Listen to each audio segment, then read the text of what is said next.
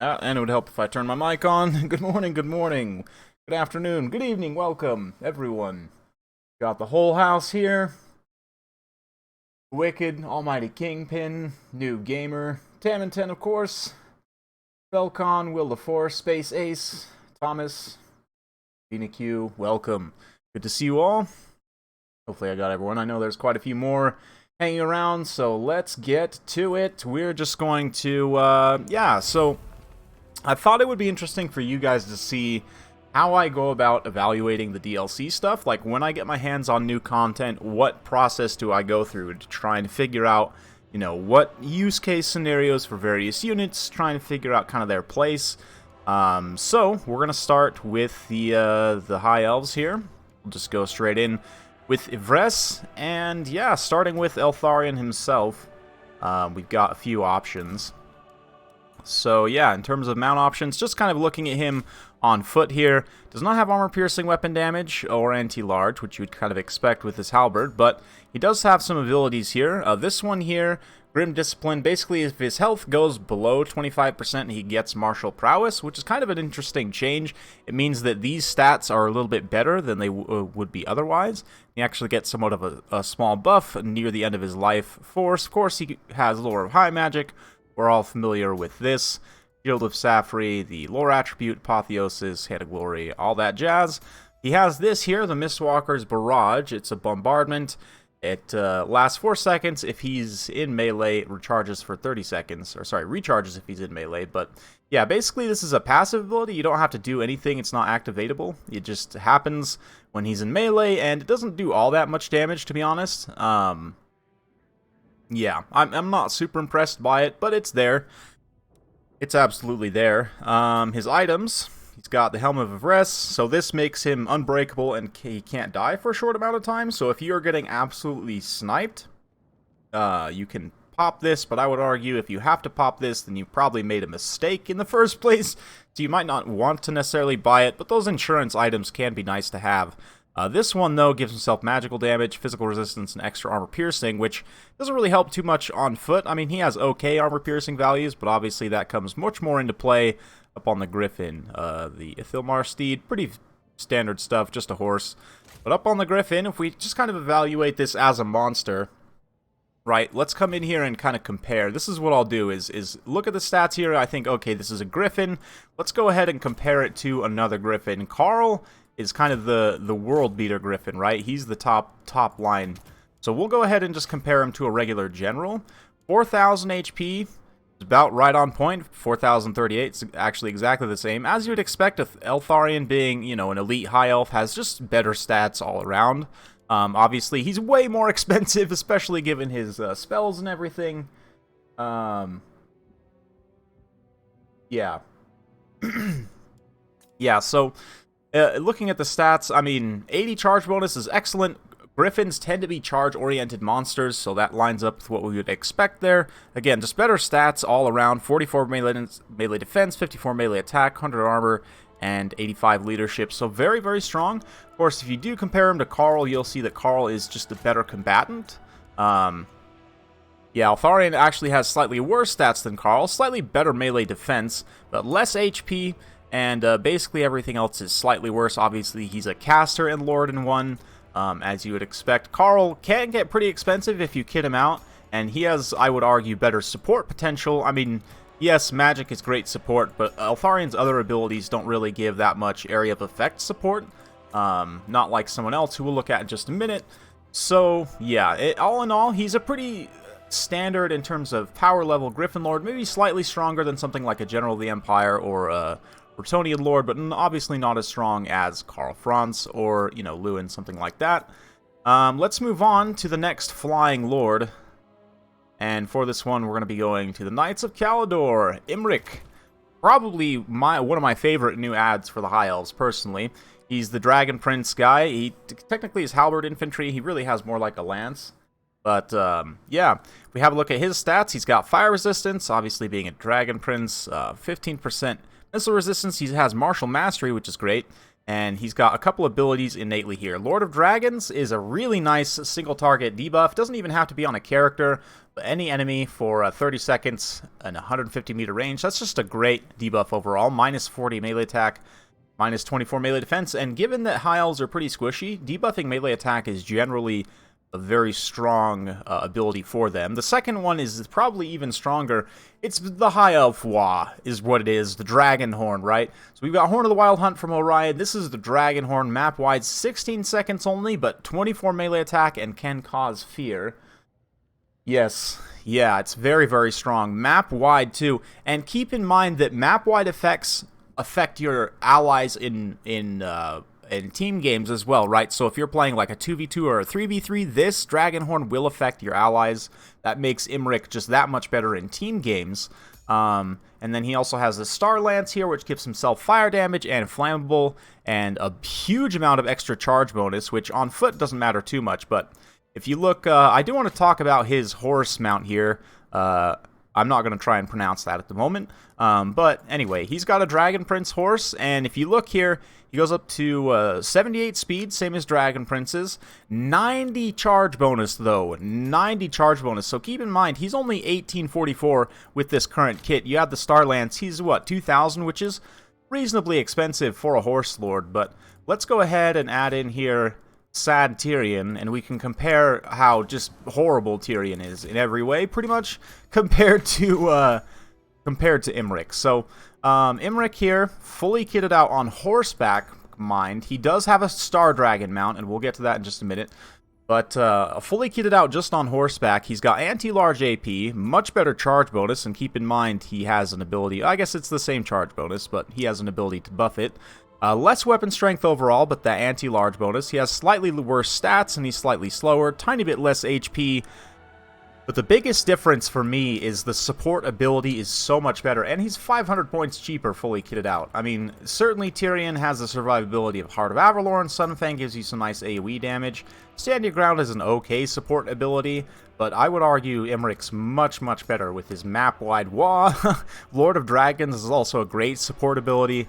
And then the ability to confer flammable for the High Elves is super strong. It's super, super strong. Not to mention, if you put him on the Star Dragon mount, then he already has fire damage, right? So when you hit this flammable, he's just going to get, not only will he get a massive charge bonus buff and extra armor piercing damage, but he also gets just a straight up damage spike. Well, I guess he does anyway, right? Because it gives it fire damage on the horse, but yeah, having the innate fire damage of the Star Dragon, obviously very strong. You also have the breath attacks. It's, you know, 580 flying weapon strength with 70 melee attack and 60 melee defense. Keep in mind he does not get martial mastery, obviously, up on the dragon, but 6,000 HP.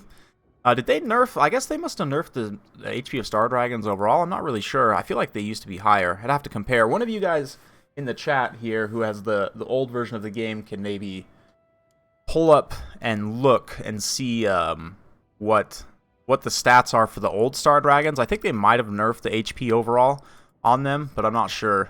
You'd have to check. Anyway, Imrik up on the Star Dragon, 3,300 points is an expensive, super expensive non-caster lord, but he's super strong. Personally, I think for myself, I'm definitely going to be taking him on the horse mount most of the time. I'm a big fan of cavalry, heavy cavalry in general. You guys know that. And I think, like, horse support lords, especially with giant anti-large AP and 90 charge bonus, man, very, very strong at fighting, like, counter-charging monsters on the ground, fighting them. Yeah, great stuff. Big fan of Imrik. And then, obviously, the rest, we've got Archmages, right? So, they have now every lore of magic, every common lore of magic, plus high magic, right? So, we've got Shadows. We've got Beasts, Metal, which I'm very excited for. High Magic, obviously very strong. Death, Life, super strong as well. Light can be good. Fire, for the High Elves, is probably one of the best. Archmage of Heavens as well. Heavens is, yeah, it's there. And yes, Teclis also got changes. That's correct. We don't want to neglect Teclis. So this is also one of the other things. Alariel's done, okay? I'm just saying. Teclis is going to be way more expensive, but let's do a quick comparison. I'll actually, let's put Eltharion over here. And we'll put Teclis. We'll kit out Eltharion how I would probably bring her. Probably drop Life Bloom. Pause Protection's good. I might take Earth, Blood, and honestly, depending on the on the specific matchup, I'll either bring Tempest or not bring it. Maybe bring Shield of Thorns or not. But for argument's sake, let's say we got Tempest. Definitely Star of Avalorn, Shieldstone. Probably Kit I would take. Okay. And so now let's get Teclis up on his Arcane Phoenix, which is super expensive, right? He's basically like a flying Mazda Mundi, but we definitely want to keep both lore attributes. We want to keep Bound Fiery Convocation. He's got Self-Healing with Potion of Charoi. Gives him damage resistance as well, which is quite strong. I'm going to cut Chain Lightning, and obviously we don't need Flaming Sword of Ruin because everything has innate fire damage already. Depending on the matchup, if it's more of an elite matchup, I'll take Enfeebling Foe. If it's more of a horde matchup, I'll take Flock of Doom. But in general, Enfeebling Foe is going to be strong for this like kind of sniper Teclis anyway. We have a look here. 440 weapon strength's pretty good. He's got 300 armor piercing, 58 charge bonus. Not the greatest stats in the world. 4640 for a flying lord that's this expensive is not the best, but 5300 HP is pretty decent. Only 50 armor. I mean, granted, look, he is like 1100 points more expensive than Eltharion, but he has armor piercing, fire magic damage, and also has Kindle Flame, keep in mind, plus has Net of Ammontok and Enfeebling Foe. So you can straight up fight people. Now, don't freak out, Sword of Teclis has been changed. It's now just a magic recharge, which is almost more ridiculous in a way, but also it would have been ridiculously overpowered if you had the Sword of Teclis the way it was implemented before. So if you do take that, which I would recommend, great increase to power reserves is absolutely worth it, especially when you already have Greater Arcane Conduit. That's just a silly amount of magic. Scroll of Hoeth, I probably wouldn't take this unless you really have the money for it, but yeah, it's all 3,500 points, right? I mean, that's more expensive than most Mazda Mundi kits. But man, is it strong. It's so strong. I mean, just in general, you have all of the things. Basically, the only thing you don't have is a summon. Right? So...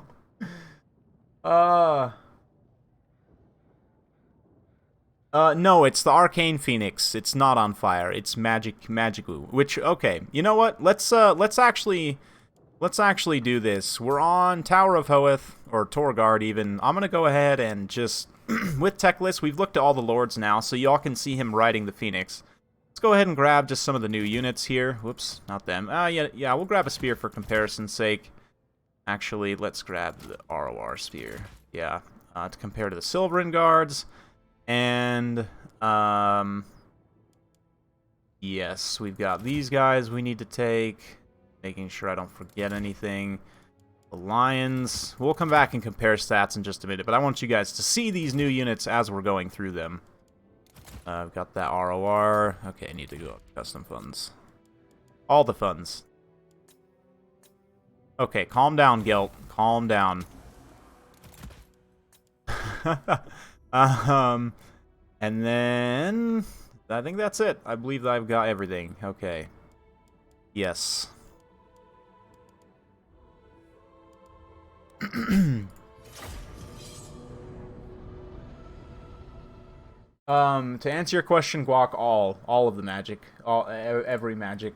Yeah, Teclis is now the god of magic. Yes, that's correct. At least until we get, Tzeentch Demon. Yes, exactly. The Arcane Phoenix. Yeah, we'll talk about that in just a second. Teclis. So, well, here's Teclis. Chosen of Hoeth. See, the Arcane Phoenix is not. It's like all multicolored and stuff. He looks a little awkward up there, but I'm gonna be honest. Teclis just is awkward, I think. So, yeah, Arcane Phoenix itself looks really cool. It's like a giant angry parrot, very angry parrot. So if we have a look at the regular Arcane Phoenix here and the Regiment of Renown, if I pull up the stat cards, so the Arcane Phoenix, you can see Teclis does not have all of the same abilities as them. It would be maybe even that much more OP if he did, but if we have a look here, they've got a couple of abilities. They do have the Frostheart Phoenixes attuned to magic, 12% damage resistance. We've also got this Fiery Rebirth, so they've got the rebirth ability of the Flamespire. And then this Ember Storm is a nice little stationary. It's not quite. It's not super strong. It has like the animation of Flamestorm, but it doesn't do nearly as much damage. But it's a nice little thing. I'll show you that in just a second. Let's see. The Omen of Assyrian, if we have a comparison, does pick up this extra ability here, which gives immune to psychology in an area of effect. So, again, if you are in a no Eltharion build and you still want that AoE immune to psychology, say for some Phoenix guards or something, this Omen of Hope will do the trick, and you can, you know, ride Teclis with another Phoenix, although that's going to be super expensive. They both have fire damage, though, so Kindle Flame's nice, magic damage as well, so you can go after, you know, Malekith, basically. Anyway, let's have a look at the rest here. We'll start with the spears. So Silver and Guard are a sort of mid-tier spear unit. Get in close so you guys can see. They do have pretty cool unit models, although for some reason they're not wearing helmets. Like, they have heavier armor, they have enchanted armor, right? So if we have a stat comparison, they've got 75 armor, and magic resistance, 30% magic resistance, as well as expert charge defense. That being said, they still only have 28 melee attack, 42 melee defense. Baseline is okay. I mean, obviously with martial prowess, that's pretty decent. The ROR spears have higher. Obviously, they're going to be better than regular basic spears, but considering they're 50 cost more than even the ROR spears here, the Scions of Mathlon, I just don't see these guys being used a ton in multiplayer. I don't think they're going to be super cost effective. They do have more weapon strength, which is nice as well. We look 20 bonus versus large. I believe these spearmen only have, what, 15? I want to say. Yeah, 15. So they do have more bonus versus large. They'll hit a little bit harder, but just still that lowish melee attack. We'll compare these guys to veteran Empire spears as well. And I don't know, there's not a lot of other like mid-tier spear units to compare them to, so kind of in an awkward place. But I don't know, maybe if there's a matchup where you want to invest a little bit more in your spear line and not have them get killed as badly by magic, but still, I mean, 30% magic resistance is okay. I mean, I guess it's like dwarfs, right? A little bit better than dwarfs. They're dwarf spears. Let's not think about that too much. Anyway, this is just a new Regiment of Renown here. I wanted to talk about quickly the Talons of Tor Kaleda. Actually, a really interesting one. Archers with light armor, which you might seem as strange, but essentially what these guys are is like a cheap sister of Averlorn. They have fire damage, they don't have armor piercing, but they do confer flammable, right? So this is another way that you can get flammable plus Kindle Flame and stack those two effects together to get, what is it, 44% weakness to fire. And considering that a lot of your high-powered units, especially your damage-dealing units, you know, they have fire damage, it's going to be very strong. They have Martial Mastery as well, so they've got, you know, decent stats while that's active, which is why I kind of compare them to Sisters of Averlorn in a way, a little bit more armor as well. And yeah, so they're cheaper. So basically, like in a build where you would take double or triple sisters, you just want to swap these guys in for one of the Sisters of Averlorn, and it saves you a bit of points, as well as just increasing the effectiveness of literally everything. So that's great. Let's have a look at the Lion units now. I am a fan of the White Lion Chariot. This is probably one of the best chariots in the game. It is pretty expensive for what you get, but you know, if you're going with, especially with a widespread build with chariots to run over enemy infantry, these things can be very, very strong. The lions themselves, man, oh yeah. Whoops. There we go. Look at those kitties. Oh yeah. Super cool. And then we've got the actual war lions here. Basically, like, it's kind of like a cross between a demi and a pig in a way in terms of stats. They've got low armor and low melee defense, which is somewhat concerning given the cost. They do hit really hard, 50 weapon strength, 10 anti-infantry, 34 armor piercing. 40 charge bonus is also pretty decent. It's not amazing if I'm being honest. But I mean, they're alright. 55 leadership is also not amazing. Right now, I mean, granted, I haven't played that many test games. I've played maybe 2 or 3 test games, to be honest, like proper test games in multiplayer against real players. So jury's still kind of out, but I think these guys might struggle to be cost effective as they're currently implemented. I do like the unit quite a bit. I mean, they're cheaper than Silver Helms, and for what they are, they're good. Don't get me wrong. It's just they're not as cost effective as pigs, I don't think. Which is, I mean, granted, pigs are probably a little too cost effective, but yeah, the ROR here picks up this extra ability, which is actually pretty nice. It's a very large area of effect, not huge, but decently large. Minus 25% speed. You know, unfortunately, high elves don't have like poison or any other really speed stacking abilities. I mean, I guess you could take like Shadow Walkers, but If you had other ways to kind of like, you know, debuff speed outside of this to kind of stack other things, I think it would be even more useful. But especially given, you know, they're pretty fast if you want to use this to get a routing unit. But the thing is, these guys are they're pretty expensive for a relatively squishy unit, all things considered. So definitely kind of like a high micro thing. They are pretty fast, so if you can avoid engagements, I guess that's kind of like how you avoid taking damage. But they're just a little bit squishy for my taste. And last, certainly least in terms of cost, but not least in terms of the roster, probably one of the more significant units, to be honest. In this DLC, we've got Rangers, dual-wielding sword infantry here. At low tier, they've got pretty good anti-infant +8. That's alright. Their stats aren't amazing. They do have Woodsmen. 20% physical resistance, though, definitely helps over something like Black Art Corsair. And we'll compare all the stats of these guys to something comparable in just a second. But yeah, you guys can at least see the new units there. We'll go back to the custom battle screen and kind of do some analysis. Razorgores. Oh yeah, Squigs we could also compare them to. That'd be a decent comparison. So let's start with the Rangers, though. I want to pull up a pretty direct comparison. 50 points more expensive. Black Art Corsairs are, you know, more heavily armored. They also have slightly better melee stats. Less leadership, though. And they don't have the physical resistance, and obviously this doesn't take into account martial prowess, right? So when martial prowess is active, the Rangers actually probably have, I guess not better attack, but slightly better melee defense, actually quite a bit better melee defense. So it's an interesting trade-off, you know, the armor for the melee defense and the physical resistance and everything. I do think Rangers, just by being a little bit cheaper, are going to be more cost-effective. They also have slightly more HP as well, and 15 more unit models, which is very significant. 90 unit models is pretty nice. So yeah, their offensive output will be higher because of that model count difference, even though you know, the weapon strength situation, attack is very similar. But yeah, I do like Rangers. We'll kind of theory craft some builds towards the end, but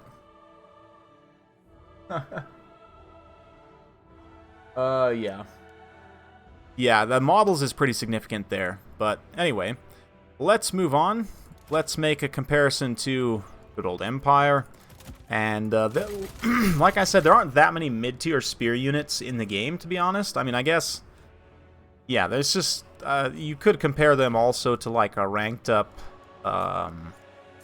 this is not something that's super common to see, but you actually can do this. That might be a bit of a comparison. Honestly, like, there's not a lot of mid-tier spear units in the game. Like, really. I guess Sora Spears are kind of a unit that's in a similar cost, although I think they're not good. Like, most units in this class are not good. So let's compare, actually. Sora Spears are a direct cost comparison, so that's decent. Saurus, obviously, way more HP. Less models, but way more HP, as we would expect. Slightly less armor. Slower, and more mass, as you would expect. The expert charge defense of the Sylvan Guard is something that kind of interests me. In certain matchups, I think that could be okay. Beastmen in particular have a lot of high charge infantry. Yeah, it's something, but the Saurus have much better weapon strength as well, and lower melee attack, interestingly enough, and lower melee defense. So the stats of the High Elves definitely kind of shine here, and keep in mind that's even without martial prowess. So yeah, it's just kind of a good summary of the High Elves in general, and this is how you know that the unit is balanced and in line with the faction's design direction, is you say, okay, like, it's lower HP but better stats than a comparable unit in another roster. That makes sense. That's literally High Elves, right? Lower HP but better stats for something comparable. So, yeah. I mean, Sora Spears are not a good unit in my opinion already, so comparing a unit that's, you know, it compares well to a unit that's bad is not necessarily saying something. Let's say something a lot more common. Now, Empire Spearmen with shields are, you know, they're closer in comparison to just a basic High Elf Spearman. But just having a look here, the Sylvan Guard, obviously, slightly better stats. They do have, oh no, I'm on the Scions of Mathlon. Whoops. Let's get that Empire Spearman back. There we go. Yeah, slightly less HP, actually, and obviously more armor, but the leadership is close to the same, slightly more. Slightly faster, less melee defense though without martial prowess. I mean, with martial prowess it's about the same. The weapon strength is better as well, which is an interesting one. And the fact that the bonus versus large is higher is something that I think that I'm not really taking into account here. I mean, it's only +5 difference, but that does apply to both weapon strength and melee attack to applicable targets. So maybe I'll have to give these guys a go. I don't know, just... the thing about it is, like, the rosters are very different, right? Empire has a lot of units that are relatively cheap and cost-effective. That's, like, the opposite of the High Elves. Have a look here. Eternal Guards, let's do this as the last comparison. Ranked up Eternal Guards are, like, just better, actually. Even with martial prowess, they're just straight-up better in every way in terms of their attack and defense. They also have somehow better charge bonus, which doesn't matter at all, but armor-piercing damage...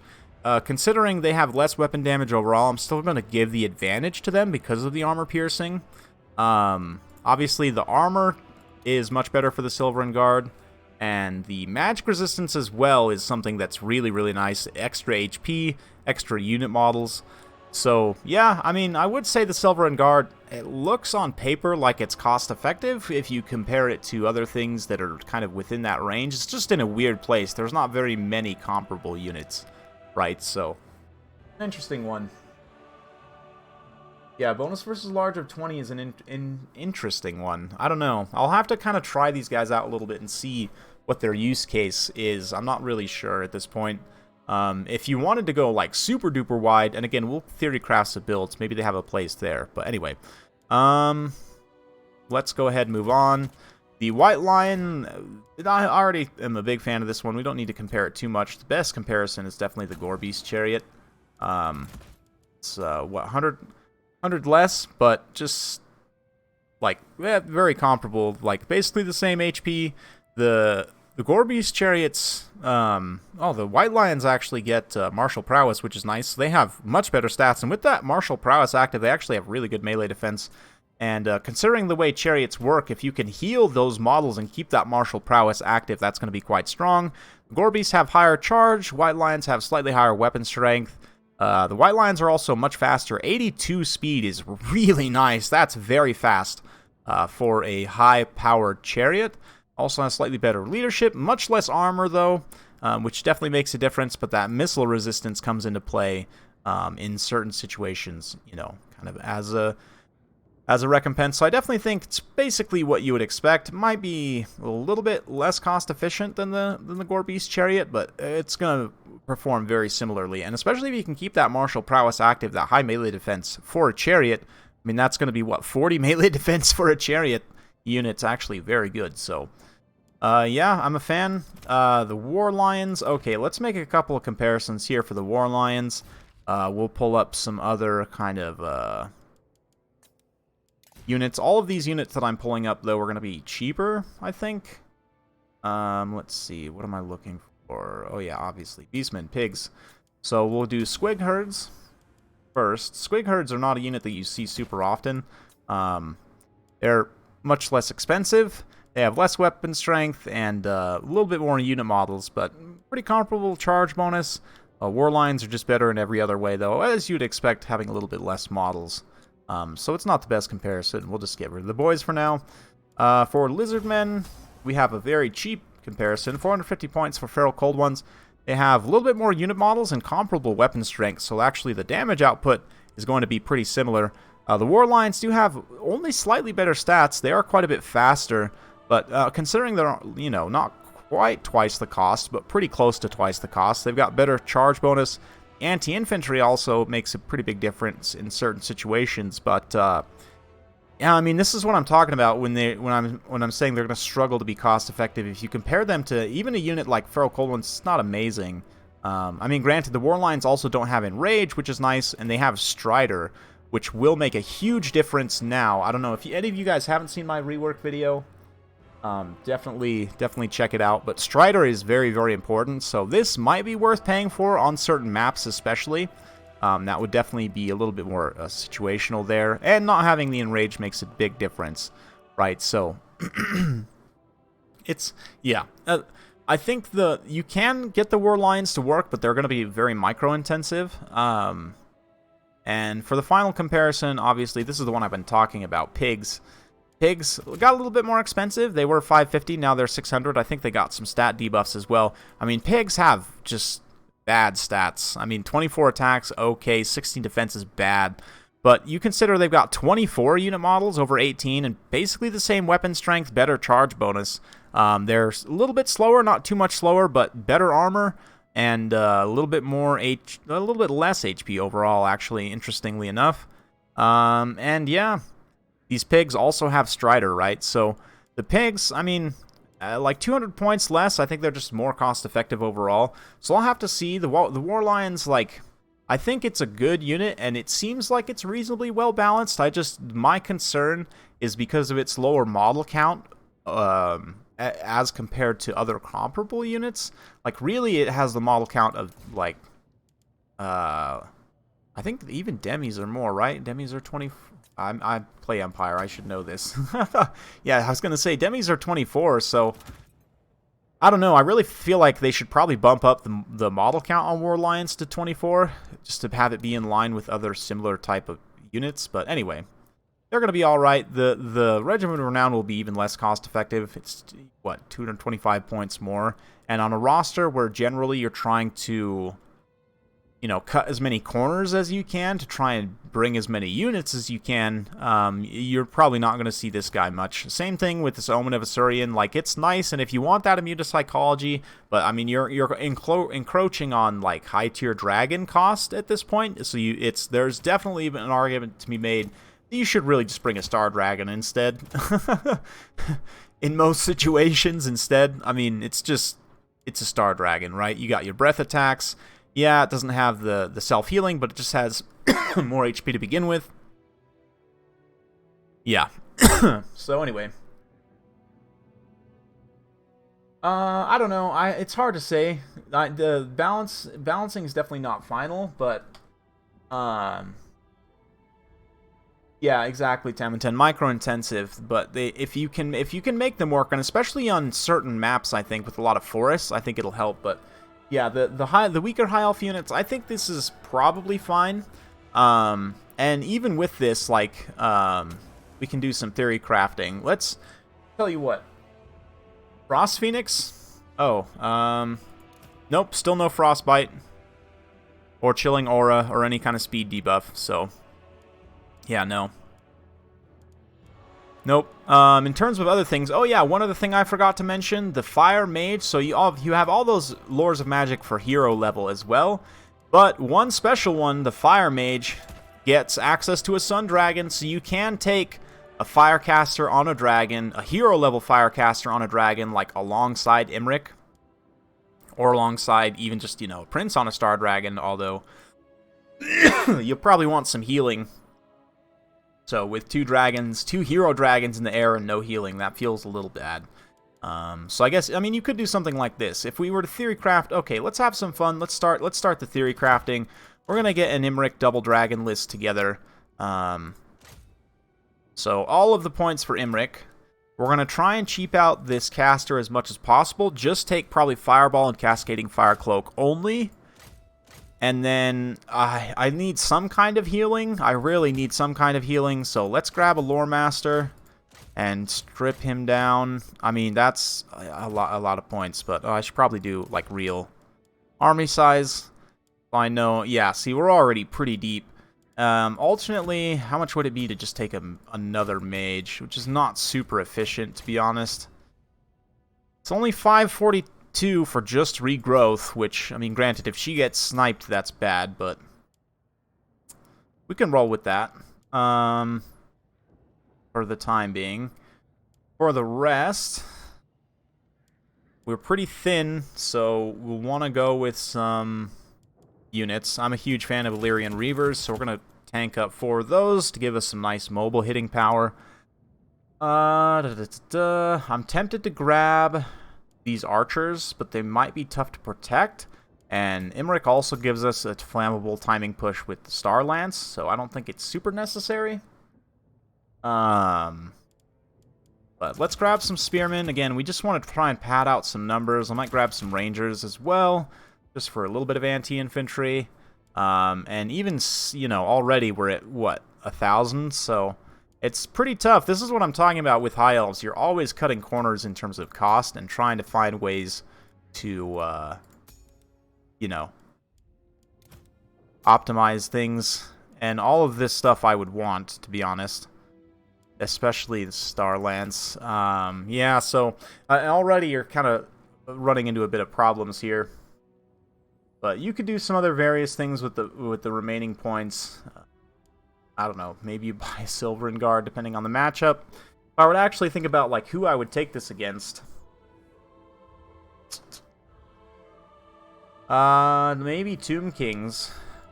So the problem is, like, really realistically the best we could do is maybe like 2 archers like that, and that's, I mean, that's kind of a build right there. That's a bit of a build.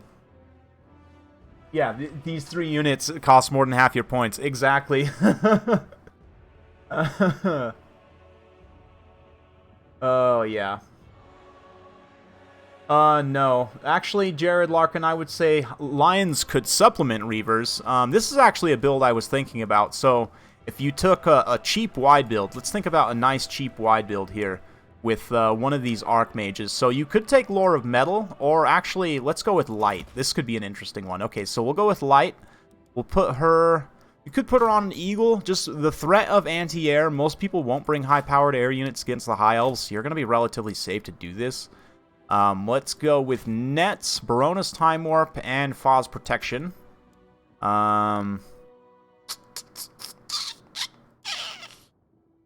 Yeah, we'll go with that. And then let's go with, like, 4 Reavers. We can get 4 Lions. Let's go 4 Rangers also, because they're pretty quick.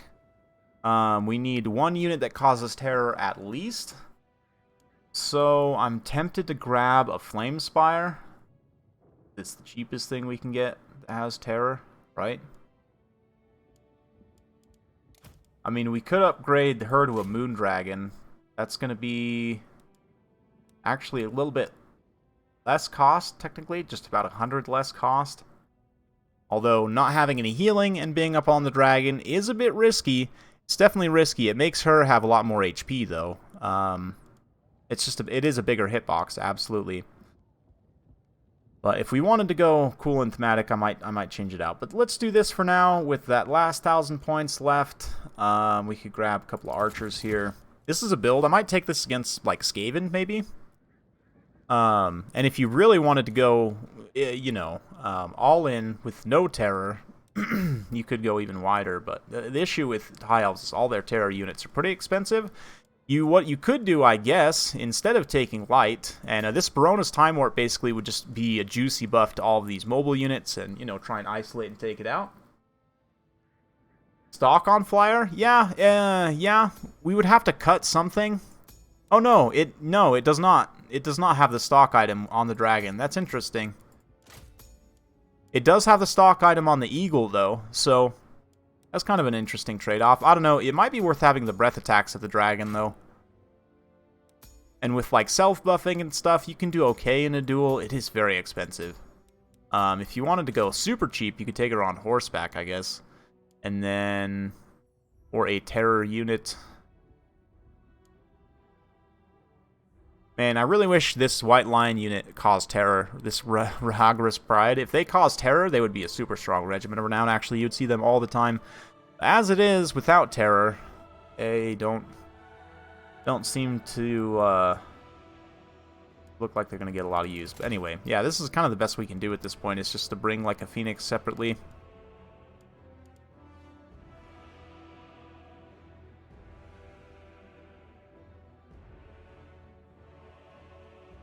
Yeah, exactly, right? I would totally have got it.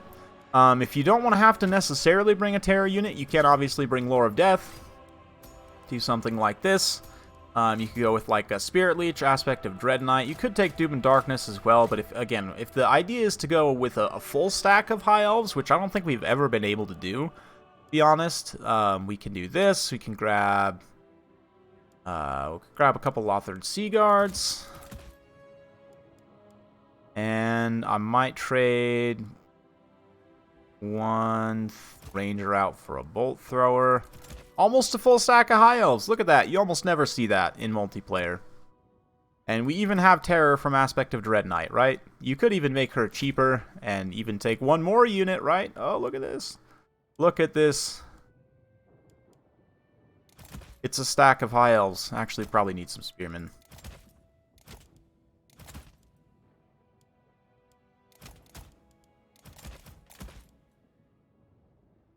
And yeah, that's a build.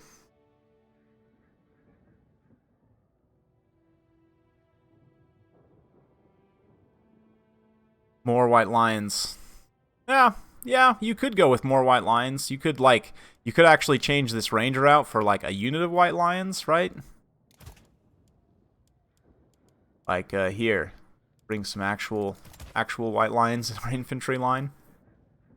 Yeah, so this is the thing with the Archmages, it just opens up like a lot. You can't even just do, if you want like a super basic build, you can take an Archmage Lore of Life in the air just with healing. I'd probably take Shield of Thorns as well. Might even take Shield of Thorns instead of Earthblood straight up. So yeah, that's super basic, and then you can kind of play wide around her, like some Spearmen, let's get some Reavers. Some bows, maybe grab a couple of V-guards to protect the flanks here.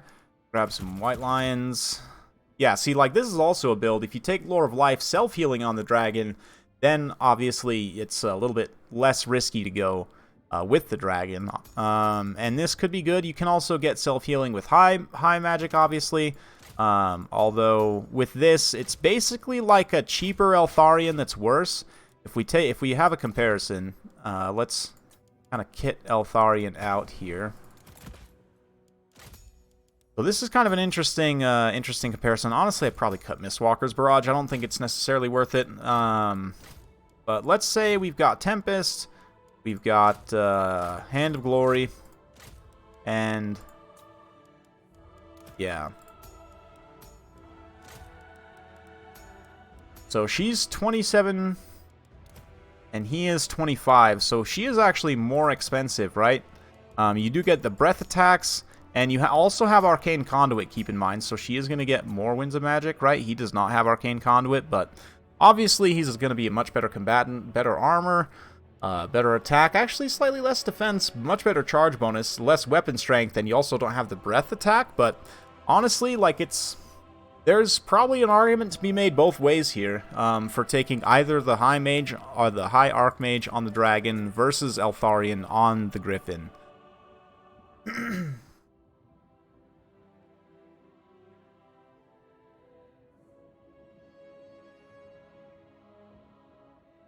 New Spearman unit, they're alright. I need to get some more testing in with them. The jury's still kind of out a little bit, but another build that you could do if you don't want to, if you want to take a cool build and have no, healing spells, this is a build you could also do.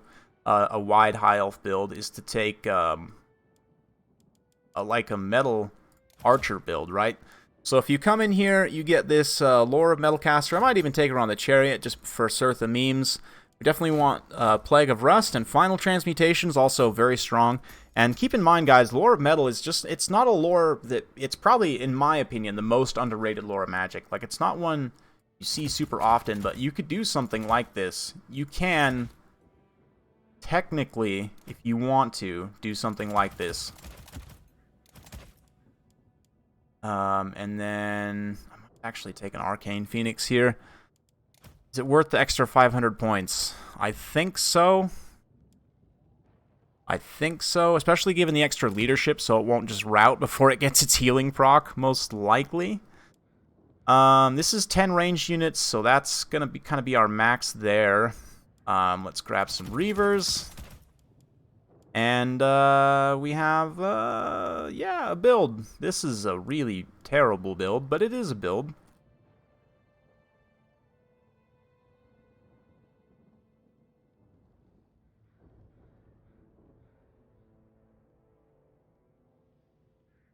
Yeah.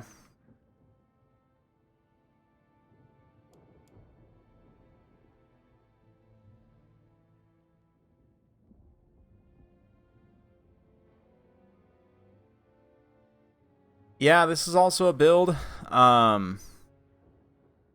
I haven't really put any white lines in any of these builds. It's mostly just been all revolving around the Archmages, but really, for me, the Archmages open up a ton of possibilities, a ton of really, really cool possibilities. But, like, yeah. Let's bring, like, a Life Archmage here. We'll put her on the Chariot. Let's go with kind of a Dragon Prince-focused build. We could take some extra physical resistance there. Yeah, all these archers and sea guards. So silly. Let's grab 3 Dragon Princes. Yeah, we'll do that. And let's do a Frost Heart just for fun. This is not a good build, but it is a build.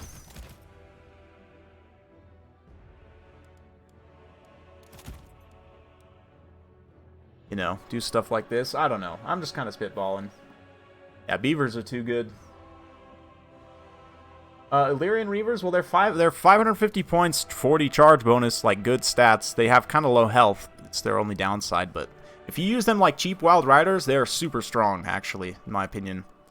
But yeah, I mean, there's a lot you can do here, right? There's a lot of different things you can do, and that's the thing. The High Elves, because they have a pretty well-balanced roster, now, like, opening up these additional avenues, it's going to be interesting. It's going to be really, really interesting, so let's move on, unless anybody else has questions about High Elf stuff. I think we're probably going to move on. Teclis got a new mount. No new spells or abilities. He did get a new mount, but that's it. The Arcane Phoenix mount. And Sword of Teclis has changed. It's now just a magic recharge item. So, yeah. But moving on to the lads. This is the part I am more interested in. Certainly. So evaluating Grom. Grom is a Chariot Lord. So let's pull up some other Chariot Lords. Oh, hey, look. There's Khazrak. Khazrak is also a Chariot Lord.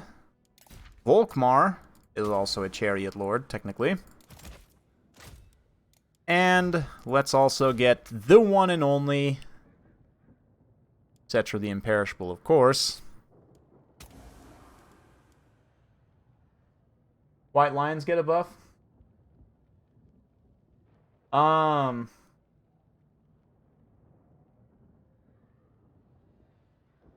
Yeah. Yeah, White Lions, I don't know. I'll have to go back and check. I haven't done, like, a stat comparison, and they haven't given us all the balance changes anyway.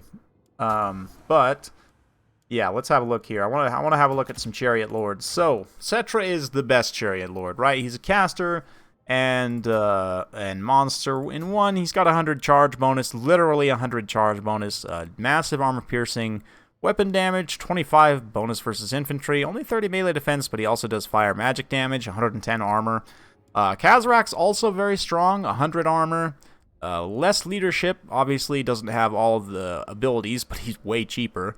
105 charge bonus, actually, and also can go up even higher with Deadly Onslaught, obviously. He also has Primal Fury, so keep in mind that will go up even further. And, yeah, I mean, he only has 26 melee defense, but pretty good.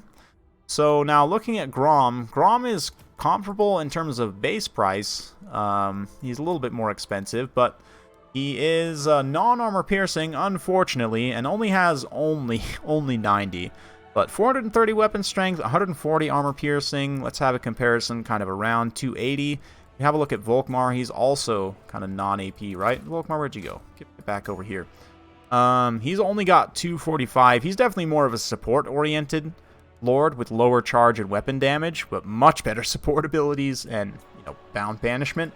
Grom's, in terms of his support abilities, he's got this one, which is pretty good. The Great Un is here, is like kind of an upgraded version of the Smash 'em Fasta. It also gives base weapon damage, which is pretty nice for some units, especially stuff like, you know, Savage Orcs, stuff that has high base weapon damage, which is a lot of Orc units, to be honest, like Biggins and stuff like that. Also has this, if he's in melee, keep in mind, it's only if he's in melee, he does give AoE immune to Psychology, which is kind of nice, but considering he's a Chariot Lord, it's just hard to keep him consistently in melee, and have that buff be, you know, hitting a lot of units. Lucky Banner, though, is great. Plus 40 melee attack, plus 40% damage resistance, very straight up. Makes him super hard to kill. Oh, did I mention, of course, he has regeneration as well on his chariot. And then here, the Axe of Grom gives armor sundering for 29 seconds, and of course, plus 50% base and armor-piercing weapon damage. Armor sundering in particular on a chariot lord is hilarious. Against infantry, you can apply armor sundering to like 15 infantry units at the same time, just running down the line. It's very good. But it is pretty expensive. If you get all of the kit here, I don't know. This Language of the Boys is good, but because it's melee conditional, because he's a chariot, it's just hard to get it to be super consistent. But it is very strong to give orcs and goblins, immune to psychology. But yeah, in terms of other kind of evaluating his cost effectiveness, I mean, the lack of armor piercing is a little bit of a problem, but he also does have armor sundering, of course, as well. So, it's kind of not that big of an issue. The regeneration is certainly nice. And, I mean, Cetra has, like, self-healing in a way. Volkmar also has regen. But, Kazrak and the other chariot lords don't really have any claim to that. So, that's good in and of itself. He's weak to fire damage, but that Lucky Banner does make him very hard to snipe. I would say he's probably not quite as hard as Volkmar, because Volkmar has the resistances and more HP.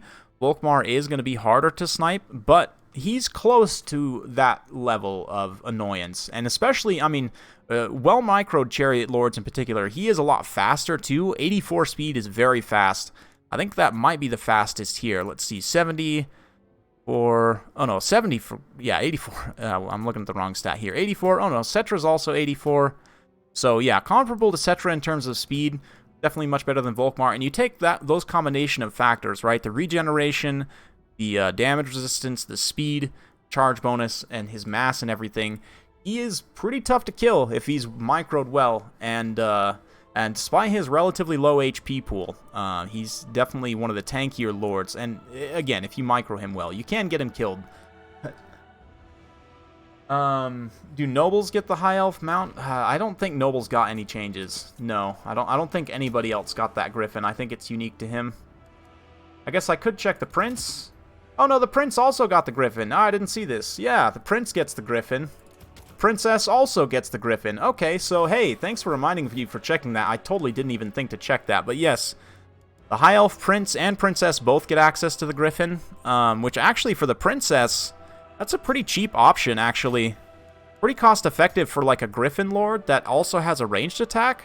That's interesting. I don't think we've seen that before. Horn of Vol and a Talisman of Loek. Talisman of Loek would be nice. The Horn of Vol, it gives you missile damage, which actually is better on the dragon. But yeah, the Prince also, like if you put him here, he's got a little bit of a support ability. Not much, to be honest, but it's okay. It's cheap. Although I would say if you're going to bring a Lord kind of in this price range, I think you're almost better off to bring Imrik. But it's cheaper than a dragon, which is nice. It gives you a terror option that's cheaper than a dragon. So actually earlier I was talking about, builds with cheap terror. This would be a way to get cheap terror, although you'd have to bring your caster then separately, which then kind of, negates the whole point of it in the first place. But anyway, yeah, that's interesting. The nobles, I don't believe... Yeah, no, they'd still just have the same mounts as before. Same for the Handmaiden. And the Lore Master also has no mounts, obviously. So yeah, anyway, back to the boys. Well, yeah, that's Grom. I've pretty much spoken my piece about him. He's going to be good. I don't think you'll see him in a lot of matchups. Well, I think you'll see him in a lot of matchups. I just don't know if he'll be meta in a lot of matchups. But against Skaven, I think definitely he'll be very strong. Dwarfs as well, potentially he'll be very strong. Those two matchups in particular, I could see him seeing a lot of use. Other matchups, infantry-centric matchups, maybe actually against Wood Elves, although you'll have to be careful not to get sniped. He has some anti-snipe ability. Certainly out of all the Greenskin Lords, he's probably the best at not getting sniped, so actually Wood Elves might be a decent one as well. Also, Wood Elves infantry is terrible against chariots, so... yeah. Imrik is, I don't think he's OP. He's super expensive. I actually think on the horse he's very strong, but yeah. The Rogue Idol's ability to lose armor in battle, it's pretty interesting. We'll talk about that when we get to it. Let's talk about next the Giant River Troll Hag. Lore of Death is great. I love Lore of Death. A little boring, but it's very good. And having a Lore of Death hero level caster means if you want to bring Lore of Death, you're not tied to Azag. And you also can do like Wurzag plus Troll Hag actually could be pretty strong in some scenarios. But the Troll Hag herself, I mean, she's a monster caster, so probably the best comparison would be a Thamir Balefiend. So let's go ahead and pull up Norska. So the Thamir Balefiend has some different things going for it. It's got magic damage and armor sundering, better armor, better armor, and less HP overall, and no regeneration. So the Troll Hag's definitely going to be tankier overall. She does have less leadership, though. A little bit worse stats, less damage, and obviously no armor sundering and magic. So a less offensive output, but potentially a bit tankier. Likewise, she does not have the missile resistance of the From the Miss, which for characters is actually very strong. Puts them up at, what, like 37% missile resistance. Instead, she's just got regular old 15% of a character. She does have this Overwhelming Odor, though, which is basically, like an extra +6 melee defense, so that's nice. And it also is a support aura, which is great. This is also the same one, coincidentally, the Overwhelming Odor, I believe, that the River Trolls have, so you don't actually have to take... Oh, no, this is a... Overwhelming Odor. Yeah, it's the same one, right? Same effect. -6, So, you don't necessarily have to take River Trolls if you want that debuff. You can just take the Hag. She also has this Mither ability, which is very strong, castable on an enemy. 100 meters, only 15 seconds, but it's kind of like Rune of Wrath and Ruin, minus charge speed and speed, which can be very strong to help control the battlefield. Lore of Death, obviously, pretty good. Definitely Soul Blight in particular is great for greenskins. The ability to combine this with other armor sundering units, because you have high weapon damage pretty much across the board, you can get really, really nice value from both missile and melee units, for that matter, from Soul Blight, stacking that with some other effects. So with Wurzag here, we could maybe go for a build where we do just like cheap spells with him, Brain Bursta maybe only in Fists of Gork, and then we definitely want Bonewood Staff, Squiggly Beast. This is going to be kind of intense, but we do have a couple of control abilities as well. I'm not the biggest fan of this Wurzag's Revenge. I think it's probably a little overpriced. You can cut that. Everything else we'll hang on to, but we've got Effigy to get. This River Troll Hag can kind of help protect Wurzag as well. She's got the Mither in addition to Effigy, so we've got 2 control abilities and, plenty of spell selection as well. You may want to end up cutting some of these spells, but I think that could be pretty solid combo, honestly. As far as other new units, we'll go directly to the other trolls since we're there, and that's the next thing up anyway. The River Trolls do have an ROR, which is pretty good, actually. This is probably one of the best troll units in the game, in my opinion, for one simple reason. They cause fear and terror, which makes them immune to psychology. I mean, despite the fact 1,200 points is actually really cheap for a terror unit, and it becomes the cheapest terror unit on the Greenskins, which, I mean, you consider kind of the Greenskins roster as a whole, they have a ton of cheap units, right? They're very good at playing into that horde style, so having another unit that's very cheap, that gives you like the cheapest terror option you can, that's very, very strong. Not only that, they have, their leadership's not great, to be honest, but the fact they're immune to psychology from the terror is great. They obviously will regenerate because they're trolls. They also have poison attacks. I didn't even see that before. They have poison attacks, which, I mean, granted, you have a lot of other stuff that has poison, but still, great to have even more, right? Just it makes it even more consistent, so I'm definitely a fan of the swamp things. I think Greenskins, man, they have the best RORs in the game, probably. Like, I would rank them #1 for RORs in the entire game, because they have so many cheap ones that are good. This is one that's kind of like not super cheap, but for a terror unit is very cheap and is also going to be very competitive. The regular River Trolls, I mean, the main reason you would want to bring these guys is for the Overwhelming Odor. They're not that much better than basic trolls. They are only a 100-point upgrade, though, so maybe it's worth it. They do have a little bit of better melee defense, less weapon strength, so yeah, I don't know. I'm not the biggest fan of the River Trolls. Just having one for the debuff is great, and again, you can get that from the Hag, you can get that from the swamp things, so the Stone Trolls are a little bit more of an interesting one. Specifically, the fire damage and, the magic resistance and armor. So the magic resistance basically will help counter fire-based spells. I mean, obviously you'll still take damage from things that have just flaming attacks, you know, like stuff like a dragon, for example. But stuff like fireball. Oh, and they also changed, you can see on the UI, where it actually shows the amount of HP that's being restored, which is great. No, Quasar, we already looked at it, and no, you missed it. No, they do not have nobles for... The Griffins do not... Nobles do not have Griffins. No, I already answered that. No. Yeah, anyway. Here, they have magic resistance, which is interesting. They also have much higher missile resistance, right? 30% missile resistance means that these trolls are less likely to just get absolutely gatted. They still only have 40 leadership for 1100. But if you compare them to, again, Norska has the armored chaos trolls, right? No, they don't. That's only on chaos. Okay.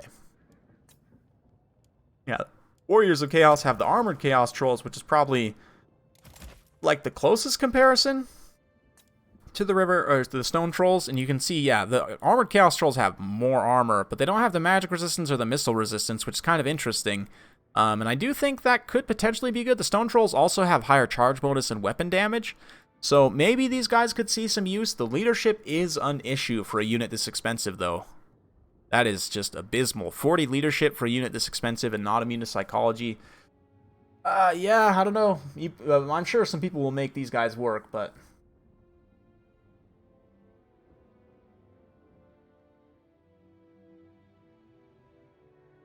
Yeah, the Stone Trolls are pretty good. I'm a fan. In campaign, at least, when I've been playing with them. I don't know how cost-effective they'll be in multiplayer. Kind of... stands to be seen. The last one, though, before we get to my favorite, the Rogue Idol.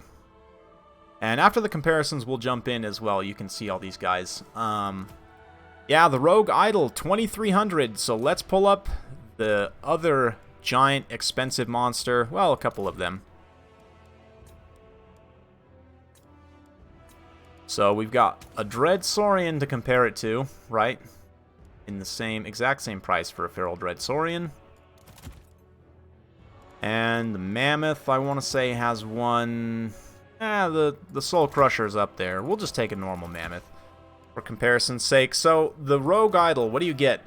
You know, you guys have probably seen this 3-stage ability. It does give map-wide plus 4 leadership if its HP is above 25%, which is great. But this Rubble and Ruin, basically, as it hits 3 stages, 75%, 50%, and 25% HP, it loses 30 armor, but it also gains a bit of armor-piercing weapon damage. 30% armor-piercing weapon damage, which up by the end is a ton, right? An absolute ton. It starts out with 150 armor, and yeah, it only has 20 melee defense, which is pretty bad. Especially for something this expensive, and 60 melee attack is good, the weapon strength is good, but I'm telling you guys, the animations on this thing are painfully slow, and it itself is only 31 speed, which is definitely a problem. If we look at the Dread Saurian is literally like a heavy cavalry speed, 60 speed, less leadership, obviously less armor, and the Dread Saurian has actually less HP as well. We should have a look here at 12,000 HP for the Rogue Idol. Keep in mind, though, the Feral Dread Saurian does have access to healing. Starts out with 150 more weapon strength, 6 more melee attack is pretty important too, especially for a monster of this size, and the speed is very significant. I can't emphasize enough, that speed is super important.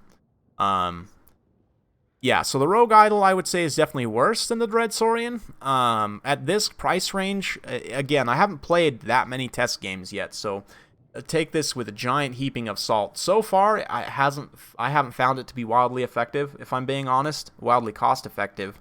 It's just too expensive, and considering that the greenskins, especially with the way that WoW works now, you're incentivized to play a super wide, like, Horde-style play almost. It just, I have a hard time fitting this thing in multiplayer. It's going to be great in campaign, and if they could tweak the price a little bit, I think it could potentially be really good. Like, on paper, it looks great, don't get me wrong. Like, 12,000 HP, 150 armor, how could that possibly be bad? But the thing is, this thing is so slow, and not only is its movement slow, its attack animations are slow, everything about it. It turns around like it takes 15 years to turn around. It's so slow that your opponent can effectively ignore it the entire battle and win, and just win still. Like, if they can avoid it, and they most likely can, then they're just going to, and they'll just take out the rest of your army, and the Rogue Idol will run away at the end because of army losses. Basically, it's been my experience in all of the test games that I've played with it so far, and that was not even playing with the basic one, but with the Biggin, which is obviously Regiment of Renown. Essentially, it picks up like the Cygor. I say the Cygor's ranged attack, it's actually not even as good as the Cygor's ranged attack.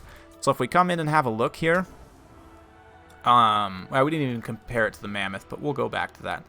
The Cygor, yeah, only 1,600 for the Cygor, keep in mind, so it's like almost half the cost. And it says it does the same missile damage, but actually the hitbox, from my experience, for the Biggin is much smaller. I wish I could show you guys. Maybe I'll have to do a testing video and kind of distill my thoughts about the Rogue Idol in that video. But the damage technically is the same missile damage, but, I mean, obviously, the Biggin has way less ammunition. It can sacrifice its own HP to get more ammunition, which is probably worth it, considering how much HP you have and the fact that your opponent will probably just be ignoring you. And, yeah, the Cygor, though, the Cygor rocks are bigger projectiles, so they hit a wider area, right? They do more damage to stuff like infantry and cavalry as a result. So, I mean, it's okay. The Biggin, I think if you're going to take a Rogue Idol, you might as well take the Biggin, so at least it has a ranged attack. So, because it's so slow, it can still be doing damage to something, you know, over there. But yeah, so far, I mean, the Rogue Idols are awesome, don't get me wrong. Probably one of the coolest unit models in-game. And they're an awesome unit in theory, like on paper, but the cost is just a little too high right now, for my taste. But anyway, let's finish off with my favorite of this DLC, the Pump Wagons, and I think probably the best unit for the Greenskins out of the entire DLC. 450 points, guys. 450 points for an armor-piercing anti-infantry chariot unit. It's here. Only 50 armor, only 22 melee defense. They do count as expendable as well, and they've got this Pump 'em Ardor, lads, so you can pop this, last 25 seconds, and it increases the unit's ability to knock enemies back while active, gives them extra speed and charge bonus and charge speed, and it's disabled if they're not charging. So you have to hit this on the charge. I guess they just hit it anyway. Yeah, you don't even have to activate it, right? Yeah. Okay. Interesting. We'll look at that in battle real quick. I can't even remember if you have to activate that or not. Regardless, though, I mean, that's nice. But the main thing I want to emphasize here for you guys is 450 points for an armor-piercing anti-infantry chariot. I mean, it's good. 60 speed is not amazing, but it's good. And the fact that they're so cheap means you can do something like this very easily and have a massive chariot force to go along with your horde. The Flappas do get extra for what, 200 points upgrade. They get up to 80 charge bonus, which is actually really nice. They're faster as well at 70 speed, and they have Strider, which means they can like auto path through trees. Depending on the map, I actually do think the Flappas might be a worthwhile upgrade, and considering the Greenskins have such a flexible roster, you can very easily kind of fine-tune things to find extra points to put into the Pump Wagons. I do think the Flappas will see some use. They've got this ROR here for 700. It is a regular Pump Wagon, technically, but it has Spore Splodas, so these explosions don't do all that much damage. We can test this all out in just a second. We'll bring a hapless Beastman infantry horde here. And you guys can see the effect this has. Okay, yeah, we'll do that in just a second. And yeah, the Spore Splodas, they do explode. They're, you know, comparable. It's just a regular Pump Wagon. But the explosion, it's okay. We'll see. I don't think it's necessarily going to be that cost-effective. Like, I think the Flappas are cost-effective. I don't know about the ROR. And then, obviously, you've got the Spiky Rollers all the way up for 900, so basically double the cost, right? And considering how they're the same level of tankiness as the regular Pump Wagons, I don't see the Spiky Rollers being super cost-effective. They do give you another Armor Sundering option if you, for some reason, don't want to take either the Rusty Errors or the Warlord's Boys. Maybe you want to fill your Regiment of Renown slots with something else, and so your only way to get Armor Sundering otherwise is to actually bring the Spiky Rollers. But just because the regular Pump Wagons are only 450, I think they're going to be so much more cost-effective. But anyway, let's go ahead and just bring a selection of things. We'll do some testings with the... Nope, not that. With the lads here. And let's bring the swamp things. Let's bring a river troll hag, just so you guys can see the unholy beauty. I say beauty. It's really not even an appropriate term. We can get some river trolls, I guess. I don't quite have enough for an idol, so let's go with ultra funds or custom or whatever. And we can bring a couple idols, actually.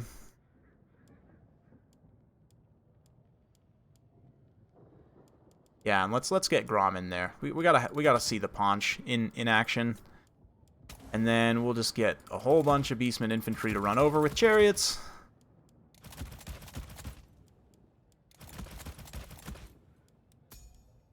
Okay.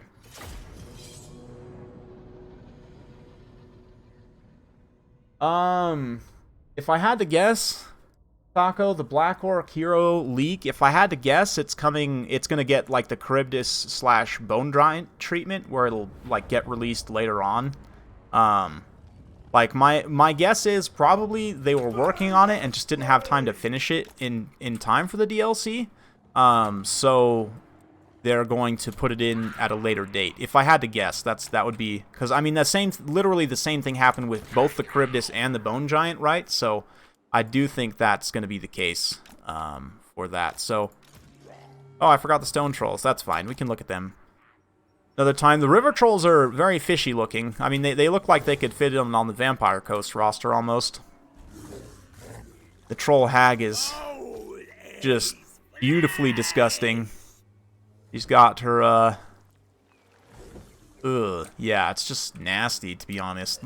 Giant face. She's got a giant bag of fish. Look at this bag of fish. Like octopus in there, some squid. Oh yeah, she's ready to fight the Vampire Coast for sure. And here's the swamp things. Got these cool maces. You look pretty nasty. Oh yeah, and then the idol. Let's not forget the idols. Oh yeah. Oh yeah. Yeah, this ROR one, especially with all the glowing rocks, looks so cool. Like, see up inside the mouth. It looks so happy. They're adorable in a weird way. And then we've got the pump wagon. Speaking of adorable, these nasty little snotlings. Oh, they do look nasty. They got warts all over them and stuff. Got the flappas. Got the regular pump wagons. Let's see. Grom himself looking absolutely corpulent. Look at that. Look at that chin. I mean, he is basically a Slan, right? Oh yeah, the idol will be fantastic for campaign. It'll be really good for campaign. But let's go ahead and just have some fun.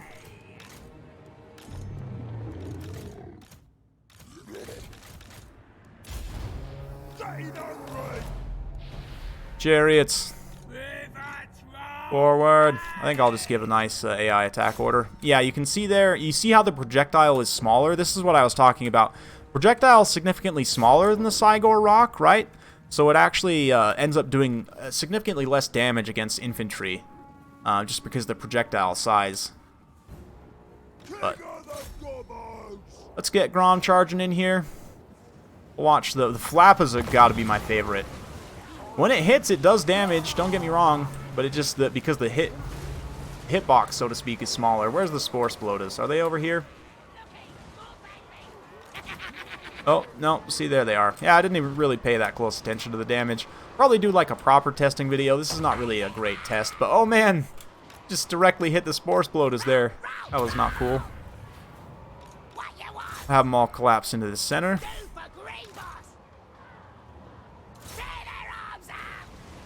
Yeah, and so you can see how they also have animations kind of like flares, not exactly, but oh,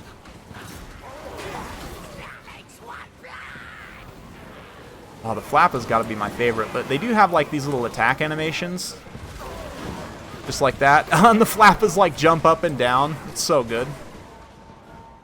Oh yeah, I love it.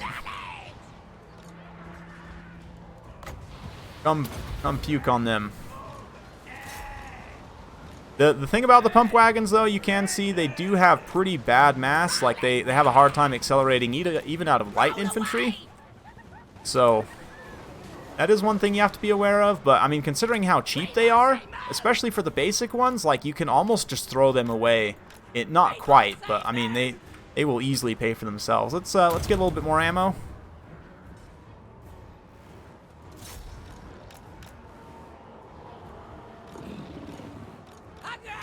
Yeah, see, they're pretty squishy, and this is the reason why I advocate bringing the cheapest ones, because they are so squishy.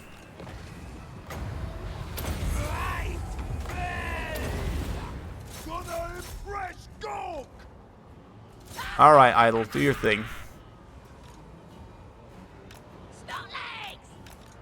Thankfully, they do come back. And they have low leadership, but they're more than happy to run away and come back. Come on, then. Let's see. I don't want to get stuck on my own trolls here. Grom's chariot also doesn't have the best mass in the world as far as Lord level chariots go. Like, actually, I think most other Lord level chariots probably have better mass, but...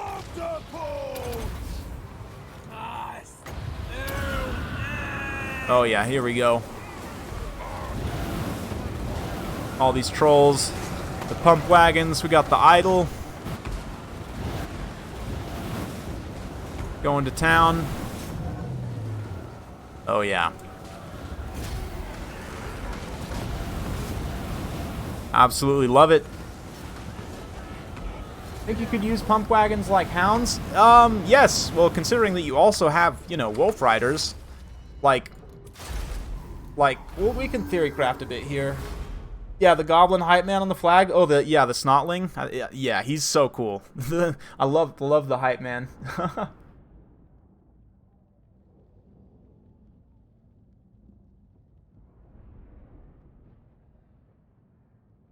Saying Grom needs to get fatter. Oh yeah, one of the attack animations for the idol is it just falls over. It's great. It's great. I love it. I love all the Greenskin stuff. But yeah, if we kind of think about theory crafting for the Greenskins, as I mentioned, wide builds are the way to go for the Greenskins right now, I feel, definitely. And the pump wagons do allow you to get a nice anti-infantry component, so we come in and have a gander. No, not that. Here. Nope, not that. Large funds. Okay, no. Yeah, large. Yep, that's right. Okay. So, the other thing, too, is you have a lot of really nice, cheap Lord selections. But also, if you just want some cheap chariots to supplement your build, the pump wagons will be great for that. But let's say we get a build here with Skarsnik. He's got his nice anti-large buff. Probably wouldn't take Tricksy Traps unless, you know, I'm up against a certain faction. Has a lot of shooting. But we can do this. Let's think about, okay, build against maybe Dark Elves or Empire, or even High Elves, like against one of the balanced factions. Let's grab a Doom Diver or 2. And grab, like, 3 pump wagons. I'm probably going to grab the Queen, just because summons are going to be good here. Very, very strong. We want Gobos. For sure, some Gobos. I might take a Giant River Troll Hag. It's going to be a little bit vulnerable in some ways, but if you kind of stand her near the spider, she should be okay.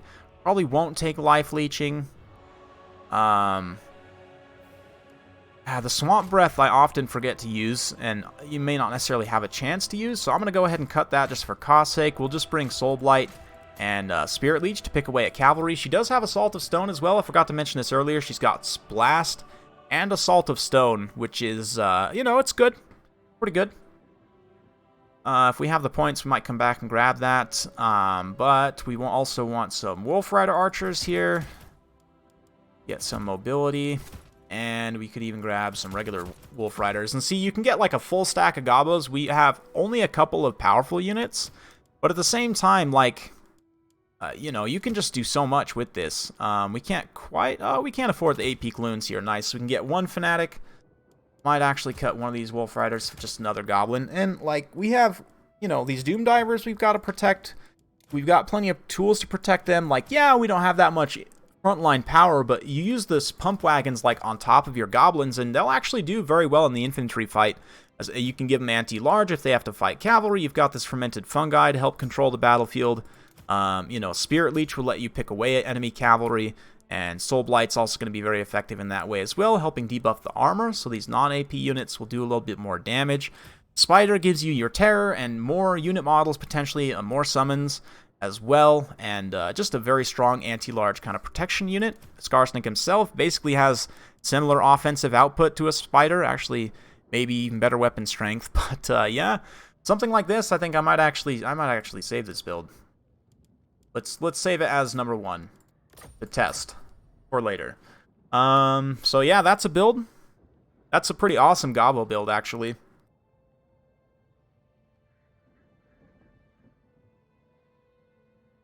Yeah. Yeah, she has Rock Drop. Yep, I love Assault of Stone. I think it's probably one of the best casting items.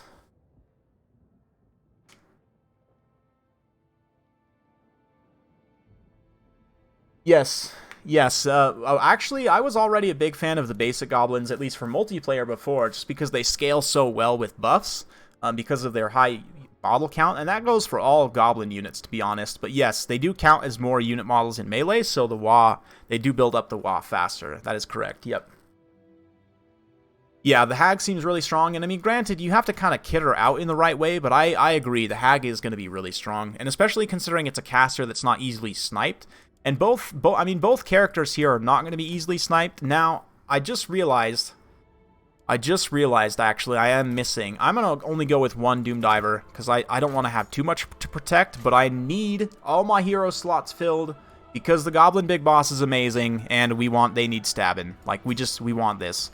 That does give me 400 more points too, and most of you guys, I don't know if you caught this, I didn't talk about it in my rework, but most summoning abilities, previously, they would prevent you from summoning if your army was full, right? Like, if you guys go look, they have a modifier, where yeah, essentially, you can't summon if your army's full, but that's not true now, so you can continuously summon as many Maternal Instincts or whatever other, spells, zombie summons. Skaven already could do that. They could summon over 20. They were the only ones, but now everyone can. So there's no real danger in filling out full stack here. 400 more points. There's just a lot you could do with that 400 points. There's a lot of different units you could buy in that price range. So it just kind of depends, whatever you want to do. You want to grab another Goblin? You want to grab another Wolf Rider? Maybe a Spider Rider even? Yeah. Almost have enough for another Pump Wagon. So, like, you cut one of these Wolf Rider archers down, or just a regular Wolf Rider, and that would afford another Pump Wagon. Like, that is just a full stack of angry goblins and snotlings. It looks pretty good. You got one troll in there, too. Big old spider.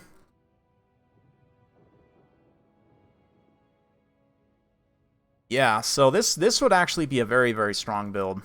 Might actually save over that.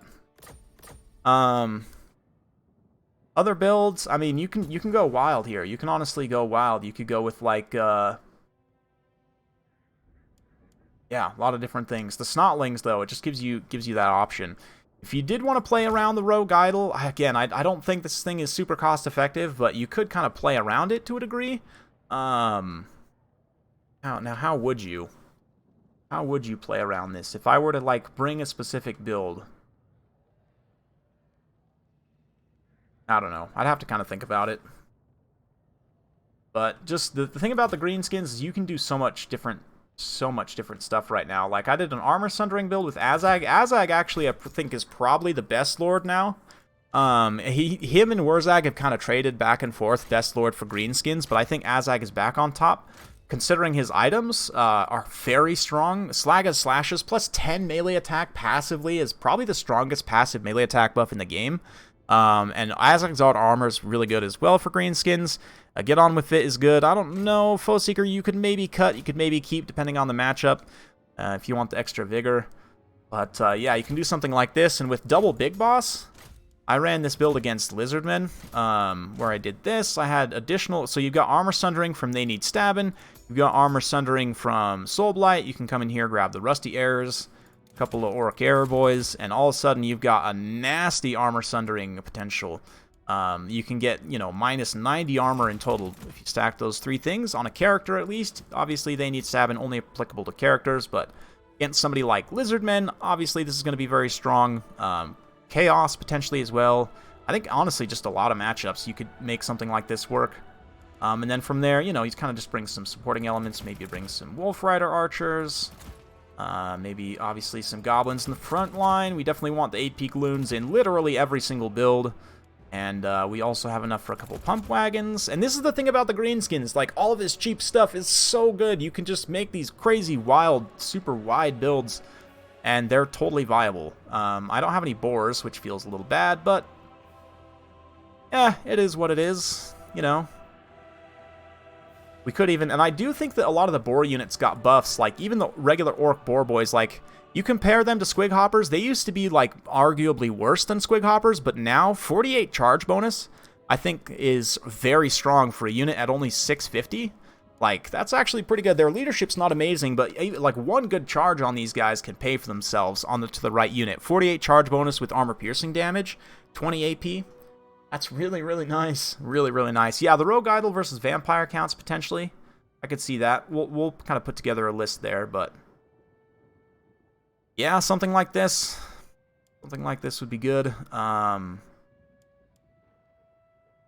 come in here and fine-tune and just bring, like, 3 Wolf Riders against a balanced faction like Empire or High Elves. You might need to disrupt some missile units or even just, like, fight back some enemy heavy cavalry. You could even also go with 2 Spider Riders. Might be slightly better.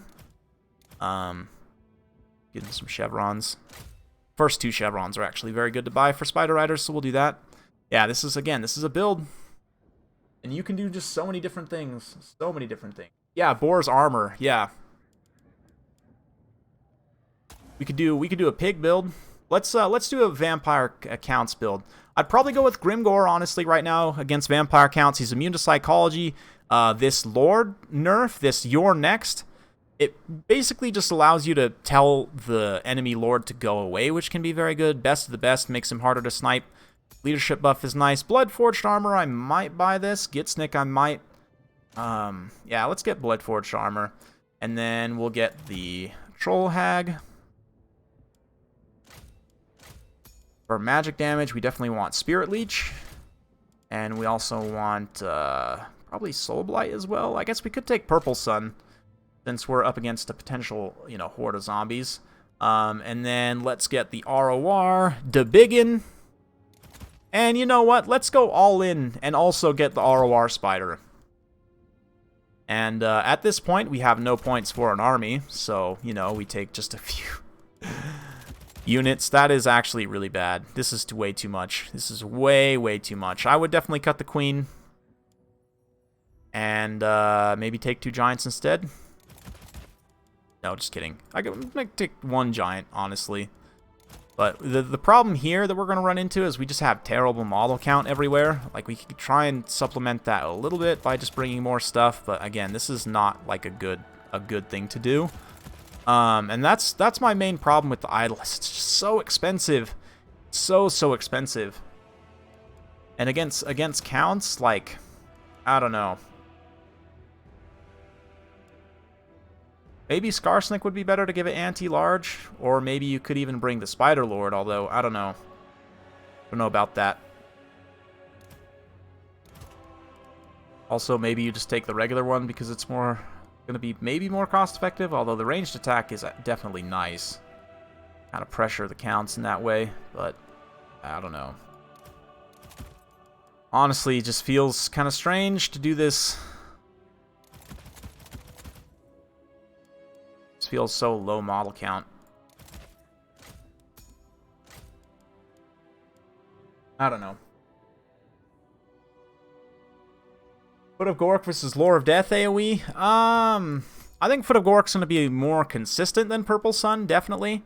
But Purple Sun's just kind of a secondary option, right? Like, if you're taking Lore of Death, you can take that. I do think Foot of Gork's going to be more consistent, and even more consistent than that is Brain Burst. Brain Burst is probably the best. Least flashy, but yeah.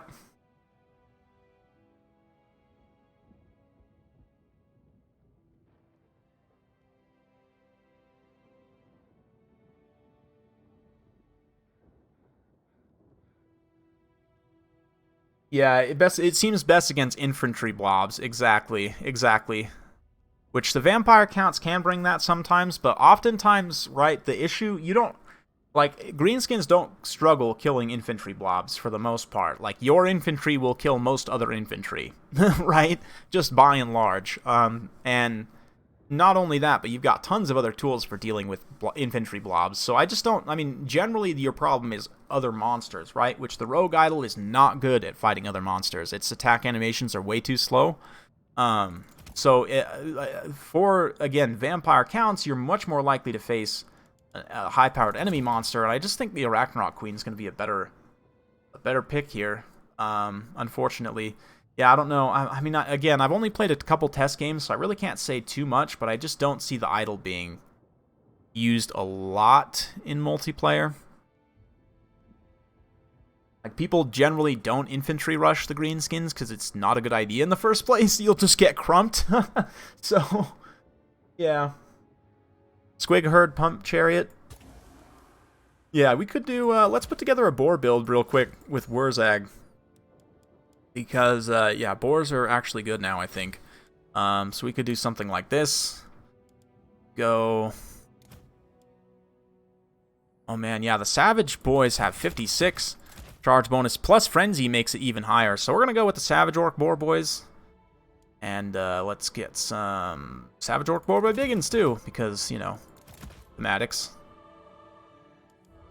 Broken Tusk Mob because they're ROR. And then from here, let's grab some Pump Wagons for anti-infantry. We need some actual infantry to help, you know, get the model count thing going. Grab some Gobbo Assassins.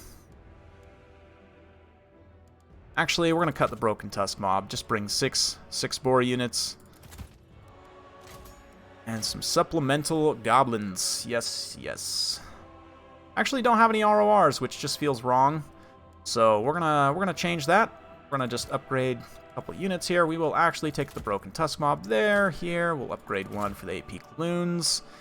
And Ooh, I guess we could trade one of these guys out straight up for the Durkit Squigs, but I don't think they're, like, that good now. The charge bonus on these Savage Boys is just so good.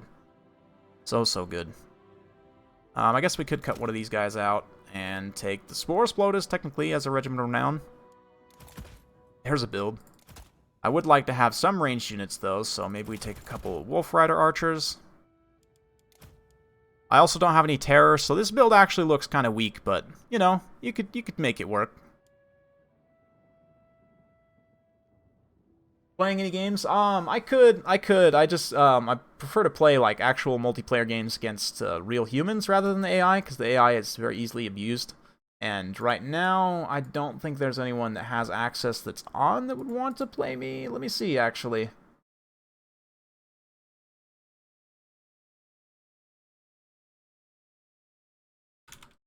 We could get some test games if someone's around. Let me just check around on Discord a little bit while I'm waiting. Feel free to put any questions in at this point. I mean, I'm probably just gonna be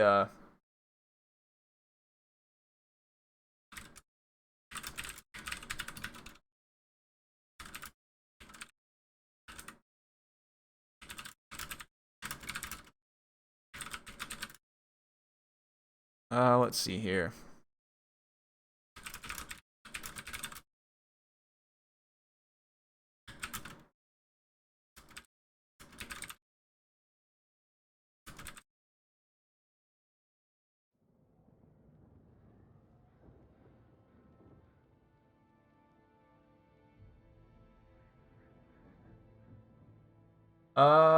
Well, Noob Gamer, I have to go and look. I just heard about it. I haven't actually gone and looked to see what it is, but a Black Orc boss would be great. That would be awesome. I was actually kind of surprised not to see, like, a generic Orc melee hero in the update, so I think it'd be great. It's a great ad.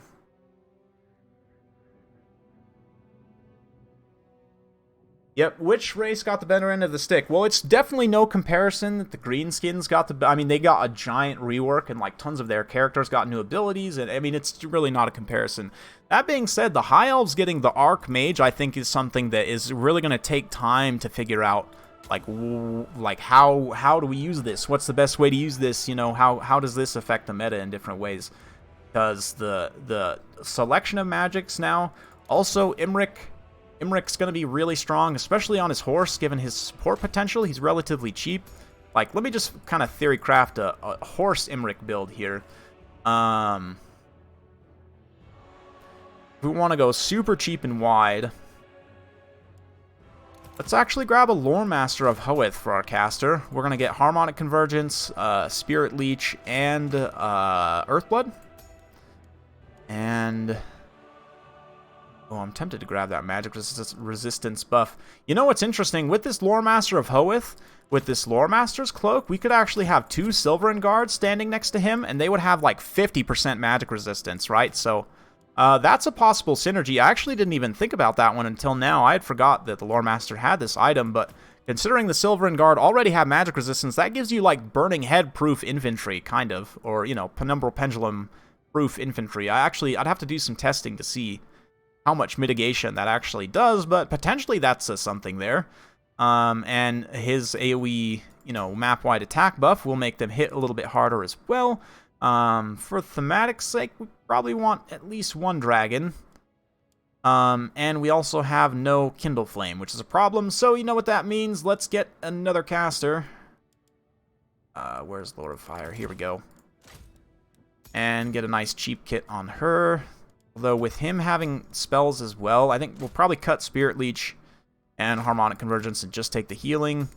And let's go with, yeah, Fireball and Cascading Fire Cloak are the ones we want. Burning Head could also be good, but again, we're just trying to go cheap as possible on spells.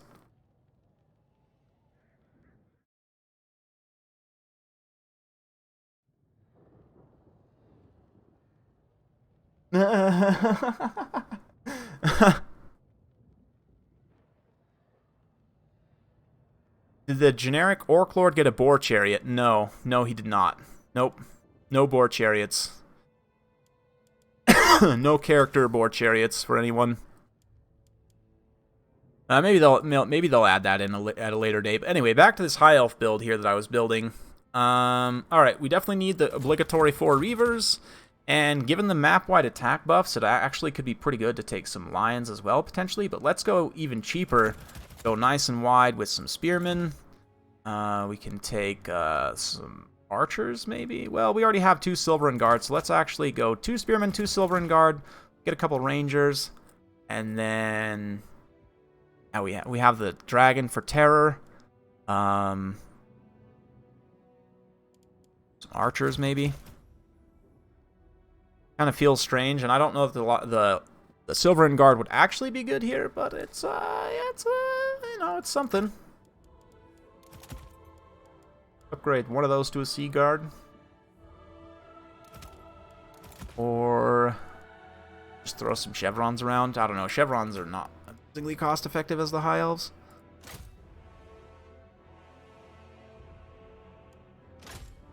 I don't know. Gonna have to play around with this a little bit and see. If you cut down the Lore Master's abilities, though, he's definitely gonna be much cheaper. We cut the Silverin Guard. Let's go without the kind of magic resistance shenanigans there. That will allow us to go wider. That's arguably going to be better, I would think. But what can we actually do? 1,000 is really not a lot, though, for the High Elves, which is kind of the problem. Come in here, grab a couple of Lothern Sea Guard. I don't know. For this, yeah. I don't know. I kind of have to play around with it and see. Maybe you want 1 unit of Dragon Princes.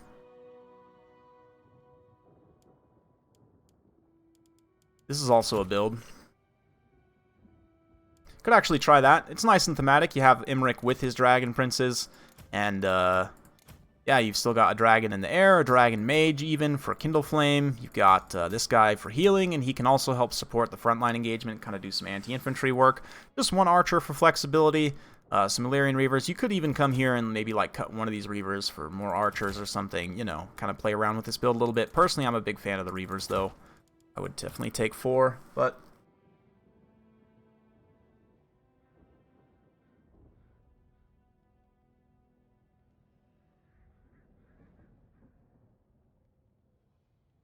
Yeah, the AP mobility here comes from Imrik. I mean, the Dragon Princes aren't AP. They're high charge, though. The Fire Mage also on the Dragon has some AP mobility, right, and Terror. So, yeah, I've got a little bit. The Spearmen are just kind of there to hold. The Eltharion Reavers are there to kind of help secure mobility and make sure the Dragon Princes and Imrik can get to the right targets at the right time. The Archers are there just to mostly like counterfire, you know, other skirmish units or enemy skirmishers, just to kind of provide some kind of range pressure. Also, your opponent might try and commit some resources to take them out, and they're literally the cheapest unit on your roster, so you can kind of use them as a distraction to try and draw your opponent into unfavorable engagements. Yeah.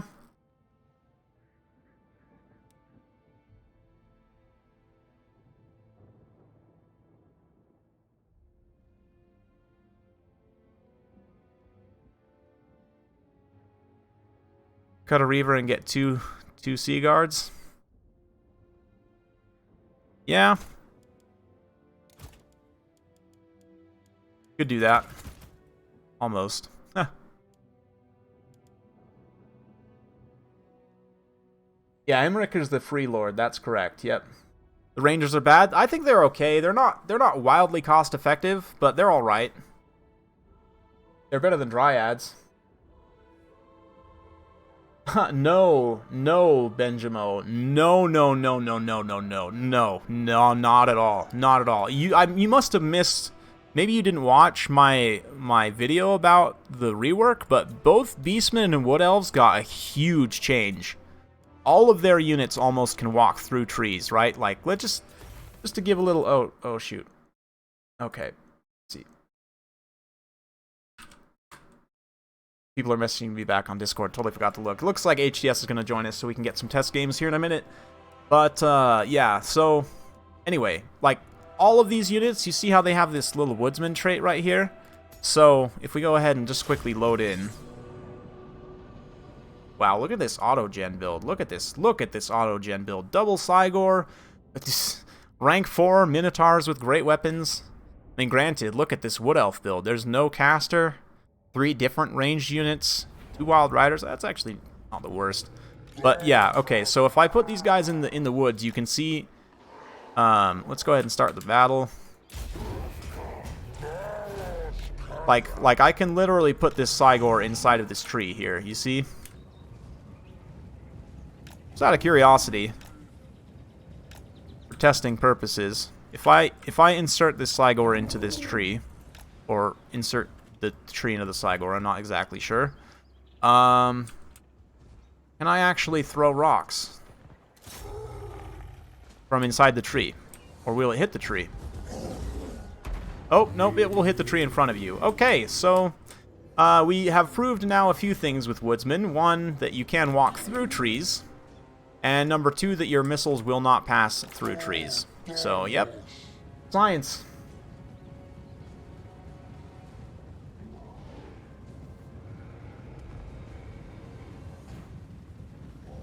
This is science.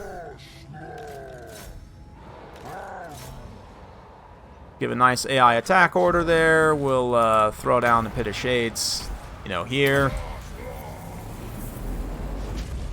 And yeah, so now we'll just watch these guys fight. Both Beastmen and Wood Elves subject to this, and I mean a lot of other units. Obviously, any unit that has Strider also applies, but the Woodsman has been broadly applied to almost all of the Wood Elves and Beastmen's units. So, I mean, it makes sense. Definitely makes sense.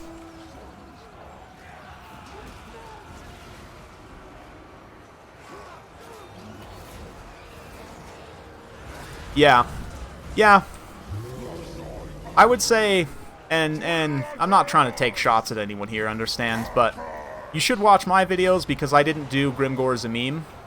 And like, what, 5 other YouTubers did that? Just saying. Just saying. A little unfortunate. But yeah, I try and change it up and show. I try and specifically find things that I think other people aren't going to show, because I know these updates, oftentimes, especially with Total War Warhammer now, they're so huge, people will miss things. So yeah, if you want to find out the stuff that other YouTubers probably will miss, you know, again, not taking shots at anyone, but that's just the reality, right? Just stating the facts. And keep it right here.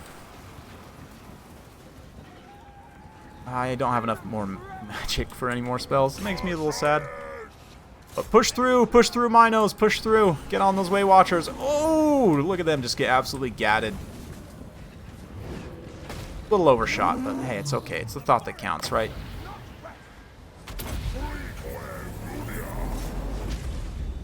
Push him in, push him in. There we go. Yeah. I think I might actually lose this. Yeah, it's a bit silly. I agree it's a bit silly, but it is great for gameplay. And mechanically, it feels very good. Like, fighting with these troops in the woods, it feels very fluid and natural. Whereas fighting with non-woodsman units in the woods, it feels like it did before. Like, kind of disjointed and weird. And, like, especially with single entities and low model count units, high mass units can be really hard to maneuver. So, yeah, it's a huge change, honestly. It's kind of hard to know how that will fully affect Beastmen and Wood Elves. But just generally, like... yeah, a lot of units got that. Obviously, any units with Strider. I don't know what units exactly got Huntsmen, or exactly got Woodsmen. I don't know if Huntsmen did, actually. That would make sense if they did, but I don't... Oh, they did. How about that? So, one Empire unit at least has Woodsmen. It's the only one, but yeah. And, like, if we go over here to High Elves, I wonder, did they give that to White Lions? Yep, White Lions also have Woodsmen. So, I mean, it's kind of like, you know, you'll have to keep your eyes open, but there are quite a few units that will. The White Lion Chariots, unfortunately, do not, but the regular White Lions actually have Strider. Quite nice.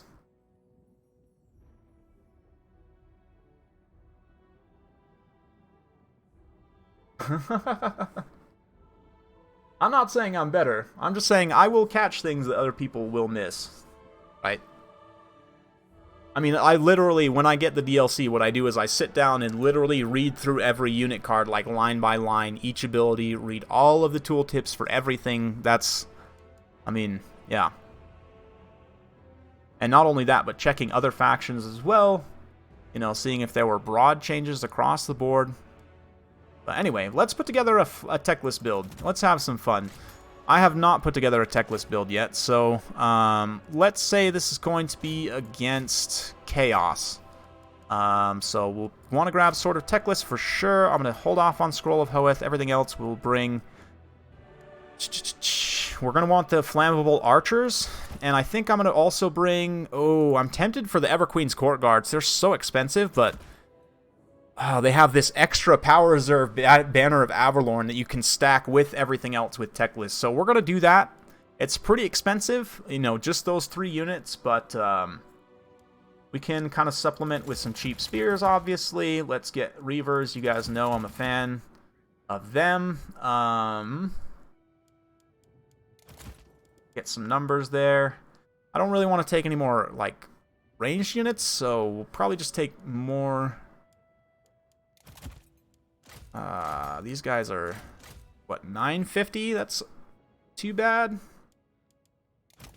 They also did decrease the price on Reaver Archers. They're still, I mean, they're pretty good. I used to be big fans of them. I'm not that big of a fan anymore, honestly, just because they're not super cost effective, but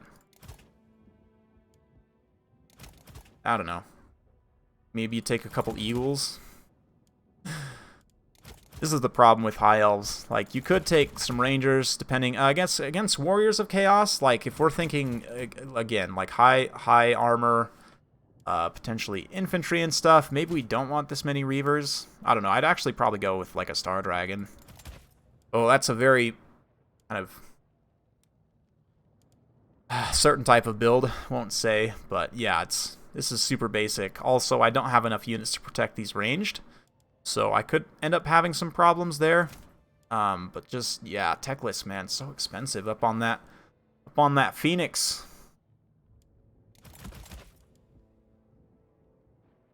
Guess we could take a couple Sea Guards, maybe a couple of Rangers. That's not great, but that's a build. I mean, if you can get these Rangers into some Marauders, they'll do okay, but I really don't think it's going to be wildly effective. I don't know. I honestly don't like this build that much. And honestly, oftentimes the builds that I don't like tend to work. So I'd have to try it, but let me save this one as well. We'll save this one as a number 2 to test.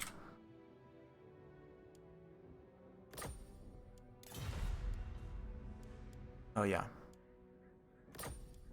Let's do 12, actually. Or 11. There we go. Oh, yeah. I was also going to get that Imrik build going. 1,400 gold. The thing is, though, not only do they have this, but they also have a much faster fire rate than regular sisters, right? So, like, they just dump their ammo super, super fast, and given that we have some nice synergy with Kindle Flame, and the fact that these guys will also give, like, a flammable effect here, it'd be pretty good. I don't know. I'd have to kind of play around with it and see, but...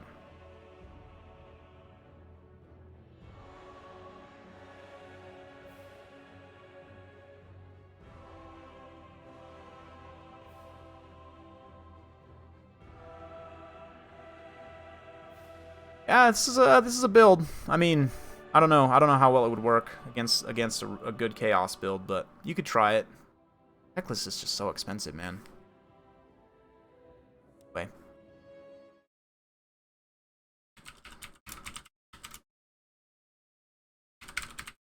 All right, looks like HDS is going to be available, so we're gonna go ahead and jump in. I'm gonna host a lobby. I'm also gonna take a break for just a second, go grab some water. So we're gonna get some live battles here, folks. Get excited. Get excited. We'll start with that Greenskins build, this Scarsnick build. This is a nasty build, so I want to try this against basically any non-undead faction. I think this would work well. But yeah, I'm gonna take a break for just a second while I get this set up, and I'll be right back. Don't go anywhere. We will get some battles going soon, very, very soon.